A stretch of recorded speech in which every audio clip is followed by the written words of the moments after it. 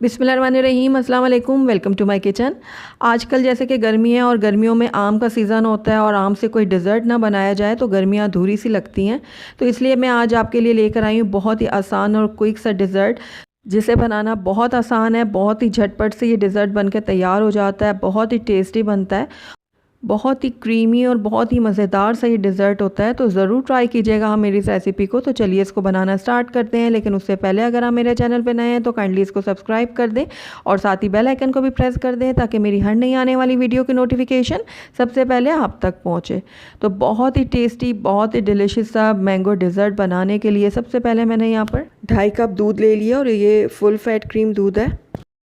और आपको जब भी कोई मीठा बनाना हो तो आप फुल फैट ही दूध का इस्तेमाल किया करें, उससे बहुत ही क्रीमी सा टेक्सचर आता है मीठे में।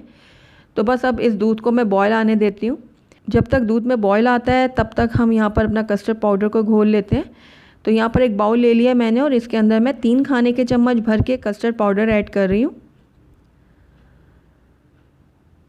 तो अब इसके अंदर मैं डालूँगी 1/2 कप के बराबर दूध। तो दूध मैंने इसके अंदर ऐड कर दिया और ये नॉर्मल टेम्परेचर का दूध था। अब कस्टर्ड को मैं दूध के अंदर अच्छे से मिक्स करूँगी और इतना मिक्स करूँगी कि इसमें कोई भी लम्स ना रहें। तो ये देखिए कस्टर्ड जो है वो दूध में अच्छे से हल हो चुका है। अब इसको एक तरफ रखती हूँ, तब तक हम अपने दूध की तरफ चलते हैं। तो ये देखिए दूध में बॉयल आना शुरू हो गया और ऊपर ये देखिए इसकी मलाई जमना भी शुरू हो गई है। तो बस इस टाइम पे आकर इसके अंदर हम चीनी ऐड करेंगे। तो मैं यहाँ पर 1/2 कप चीनी का इस्तेमाल कर रही हूँ। आप अपने टेस्ट के अकॉर्डिंग डाल सकते हैं जितना आप पसंद करते हैं।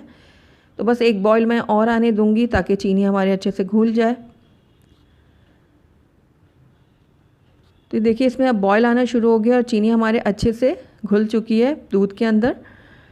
तो बस इस टाइम पे आकर इसके अंदर मैं कस्टर्ड ऐड कर दूंगी जो अभी हमने घोल के रखा हुआ था।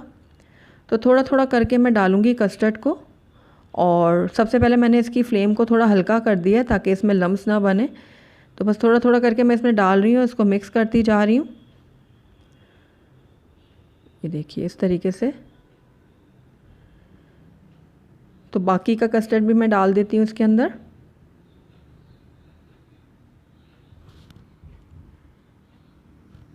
इसको भी मिक्स कर लेती हूँ और अब कस्टर्ड को हमने 2 से 3 मिनट तक पकाना है ताकि कस्टर्ड के अंदर जो कच्चापन है वो ख़त्म हो जाए और ये थोड़ा गाढ़ा भी हो जाए। तो ये देखिए ज़बरदस्त हमारा कस्टर्ड तैयार हुआ है, कोई भी लम्स नहीं है इसके अंदर और ये काफ़ी गाढ़ा भी हो चुका है और इसमें कोई भी लम्स नहीं बने क्योंकि मैंने इसको लगातार चम्मच चलाते हुए पकाया और फ्लेम को मैंने हल्का कर दिया था। तो ये देखिए कस्टर्ड हमारा बिल्कुल रेडी है। फ्लेम को मैं बंद कर देती हूँ, इसको मैं अच्छे से ठंडा होने दूँगी जब तक हम अगले स्टेप की तरफ चलते हैं। तो यहाँ पर मैंने एक बाउल ले लिया और इसके अंदर मैं डाल दूँगी 1 कप व्हिपिंग क्रीम। ये बिल्कुल ठंडी चिल्ड व्हिपिंग क्रीम है। आपके पास अगर व्हिपिंग क्रीम मौजूद नहीं है तो आप टेट्रा पैक जो क्रीम होती है ना वो ले सकते हैं, लेकिन वो फिर बहुत ज़्यादा व्हिप नहीं होगी, बस वो पतली पतली ही रहेगी। लेकिन आप वो भी यूज़ कर सकते हैं, उससे भी फ्लेवर बहुत अच्छा आएगा। तो बस अब बीटर की मदद से मैं इसको बीट कर लेती हूँ और 3 से 4 मिनट के लिए मैं इसको बीट करूँगी। बहुत ज़्यादा भी हमने बीट नहीं करने की, बहुत ज़्यादा हार्ड हो जाए, बस नॉर्मल सा हम इसको बीट करेंगे।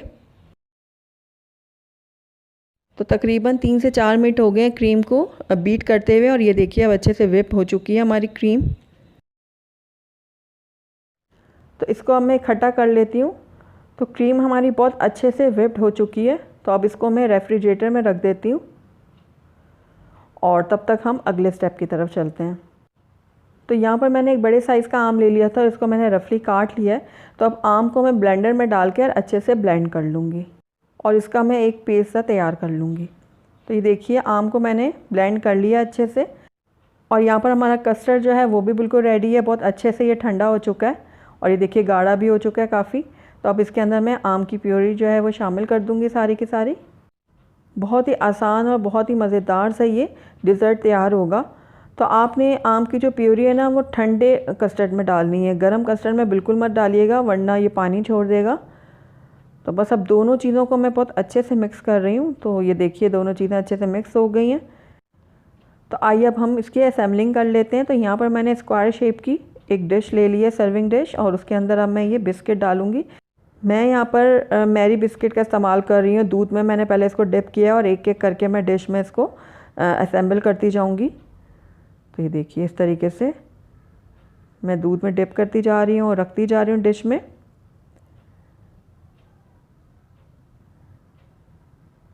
तो सारे बिस्किट जो है मैंने शामिल कर दिए हैं डिश के अंदर। अब इसके ऊपर मैं कस्टर्ड डालूँगी जो अभी हमने तैयार करके रखा हुआ था, आम और कस्टर्ड को मिक्स करके। तो ये देखिए अच्छे से हमने डालना है इसको, किनारों में भी डालना है और एक थिक सी लेयर बनानी है इसकी।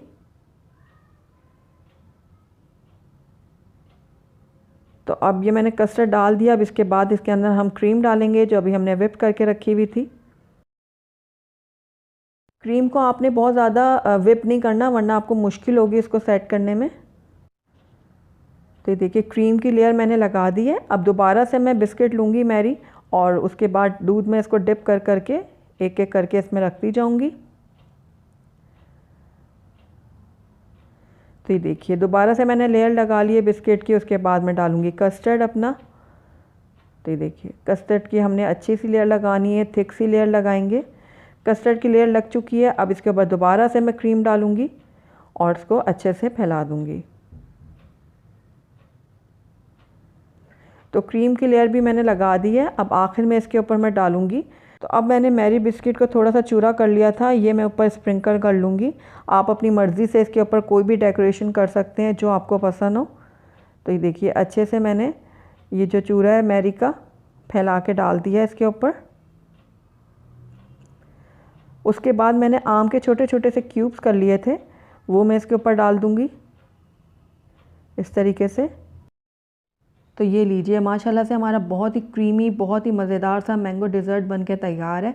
लेकिन अभी आपने इसको बिल्कुल भी नहीं खाना, पहले हम इसको फ्रीज़र में रखेंगे चिल्ड होने के लिए। जब अच्छा सा चिल्ड हो जाएगा उसके बाद मैं आपको इसकी फ़ाइनल लुक दिखाऊंगी।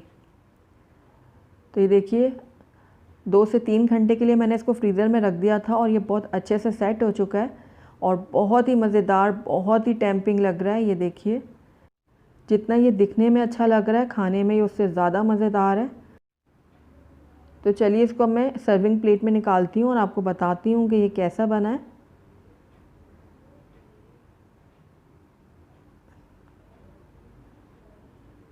तो अल्हम्दुलिल्लाह हमारा बहुत ही क्रीमी, बहुत ही टेस्टी सा ये डिज़र्ट बनके तैयार हुआ है। बहुत ही मज़ेदार बना है और बहुत ही क्विक और बहुत ही इजी वे में मैंने आपको बनाना सिखाया है। तो ज़रूर ट्राई कीजिएगा मेरी इस रेसिपी को। अगर आपको मेरी रेसिपी पसंद आई है तो उसको लाइक करें, अपने दोस्तों के साथ शेयर करें और अगर पहली दफ़ा मेरे चैनल पर आएँ तो काइंडली इसको सब्सक्राइब भी कर लें और साथ ही बेल आइकन को भी प्रेस कर दें ताकि मेरी हर नई आने वाली वीडियो की नोटिफिकेशन सबसे पहले आप तक पहुँचे। और कमेंट करके मुझे ज़रूर बताइएगा कि आपको मेरी रेसिपी कैसी लगी।